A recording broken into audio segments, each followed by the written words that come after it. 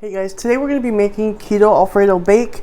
So with this is just like chicken Alfredo, except it's not using any pasta or anything like that. It is so good and I want you to try it. And let's go ahead and just get straight into the video.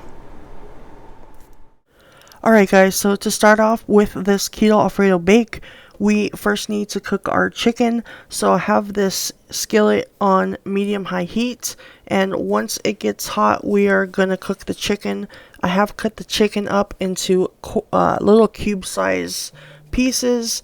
I'm using about 4 large chicken breasts here.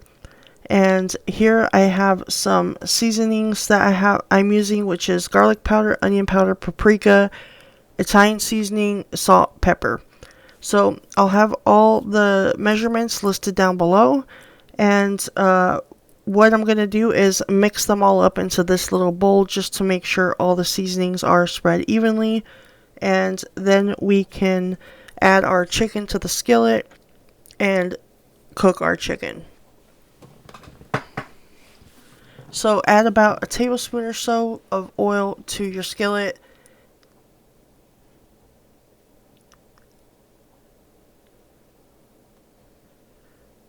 And of course you do want to make sure that your skillet is hot before you add the chicken.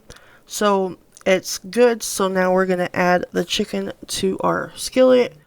Alright, so now we have our seasonings that we went ahead and mixed up. And we're just going to season our chicken with those seasonings. If you prefer to season it a different way, then just season it the way you would normally season it. This is just simple seasonings that I like to season it with. Okay, so now all we gotta do is just let the chicken cook all the way, and then we can move on to the next step. Alright, and the chicken is cooked, so I'm just gonna transfer the cooked chicken over into this bowl, because this bowl is where I'm gonna mix all my stuff together before we put it in the casserole dish, okay? So we're going to take this chicken, set it to the side. We're also going to be using broccoli in this. And today I'm just using a bag of frozen broccoli. So you can use fresh if you want to. But just to make it easier, I am using frozen. And we're going to cook this in the microwave before we put it together. Reason being is because if you don't, your broccoli doesn't have enough time to cook in the oven. So it's not going to get tender. It's going to be crispy after you make it. It's going to be crispy by the time your dish is done. And unless you like crispy broccoli, then just make sure that you steam it or you microwave it beforehand. Just follow whatever directions are on the bag if you're using frozen broccoli. So if it says to steam it in the microwave for 5 minutes, make sure you do put it in the microwave for 5 minutes. And then you can use more broccoli if you want more broccoli, or less if you want less, but I kind of like an even amount. So I use 5 cups of chicken with 5 cups of broccoli. Just add 1 cup of water to this bowl with the broccoli in it. And then we're going to pop it in the microwave. Alright, and while the broccoli is in the microwave, we're going to go ahead and get started on making our Alfredo sauce. We're going to use heavy cream to start. So in a saucepan on medium heat, add in 2 cups of heavy cream.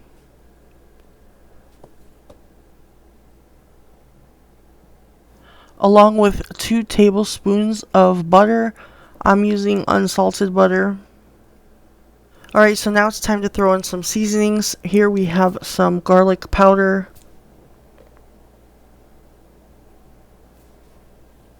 We have some pepper.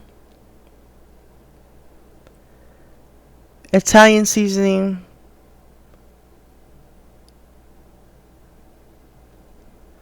And again, the measurements are listed down below.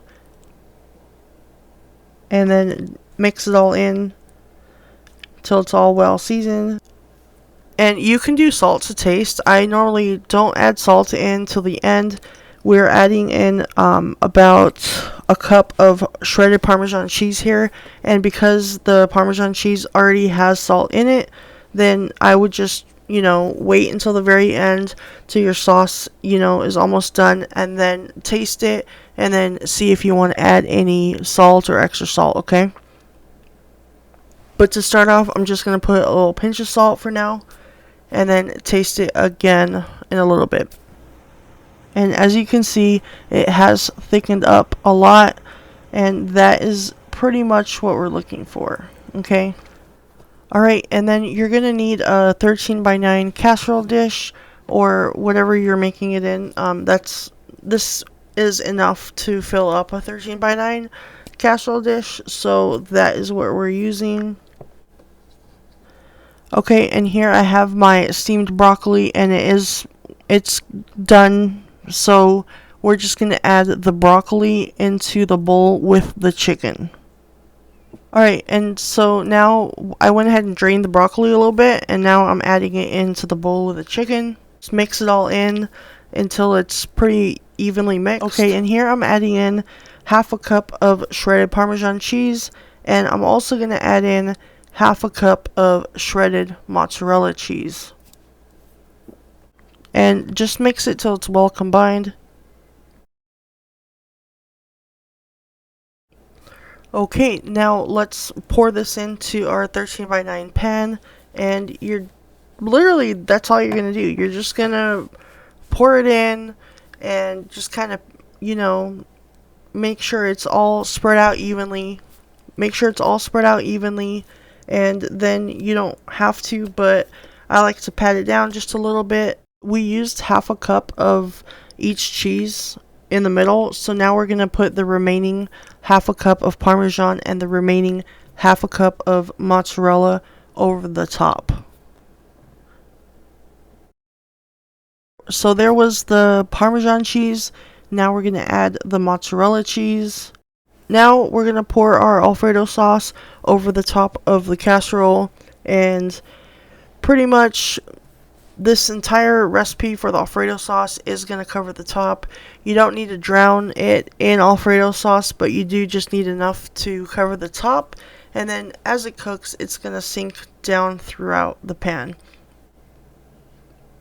And then I just like to spread it around and make sure that it's, evenly coated all over. Okay, and now for the part that, I think really makes this recipe is we're going to get some pork rinds and we're going to crush them and we're going to put them on the top, and it's going to be like a breaded casserole type Alfredo. So, if you have a food processor, throw them in your food processor. I don't have a food processor yet or right now, so I'm just using this meat tenderizer, and I'm literally just going to crush them in this bag until they're all crushed up. It doesn't take that long. So if you don't have a food processor, don't worry about it. You can do it just like this. It'll be fine. Alright, so now we have them crushed up. This was not a full brand new bag, but now you can see how they're all crushed up in there. And I'm just going to fill up a cup worth of pork rinds. We'll see how much we use. It's also going to depend on how much or how little you want.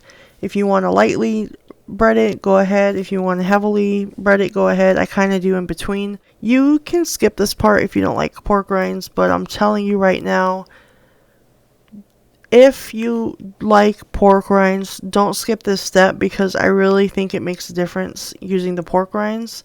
I don't know. We really like it like this.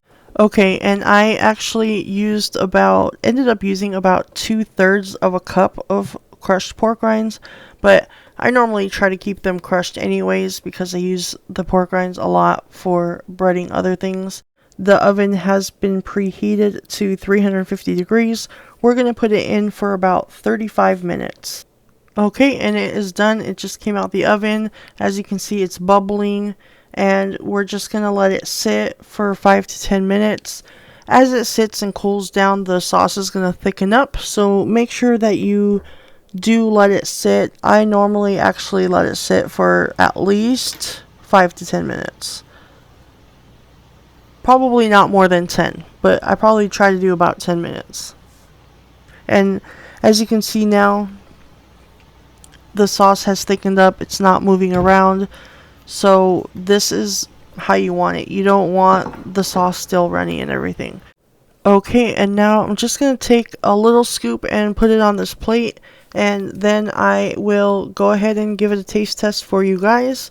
And, you know, it doesn't have to be perfect, so...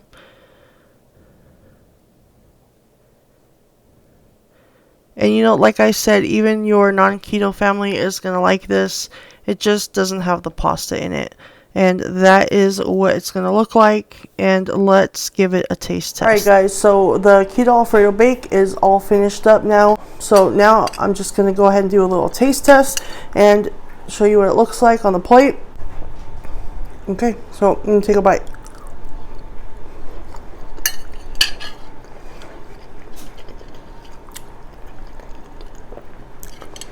Honestly, it would be good without it, but I think the pork rinds make this recipe even better.